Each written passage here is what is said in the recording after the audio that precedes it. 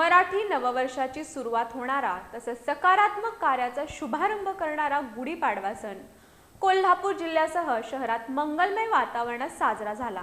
घरोघरी गुढ्यांची उभारणी करून नागरिकांनी विधिवत पूजा करून या सणाचा आनंद द्विगुणित केला। गुढीपाडवा सण म्हणजे नवीन आशा, नवीन ध्येय आणि सकारात्मक विचारांची सुरुवात आहे। जुनं दुःख विसरून नव्या उमेदीनं जीवन जगण्याची प्रेरणा हा सण देतो। मराठी नववर्षाची सुरुवात होणारा, जीवनात आनंद, समाधान तसंच यश मिळवून देणारा आणि 3.5 मुहूर्तामधील एक मानला जाणारा हा गुढीपाडवा सण आज कोल्हापूर जिल्ह्यासह शहरात मोठ्या उत्साहात साजरा करण्यात आला।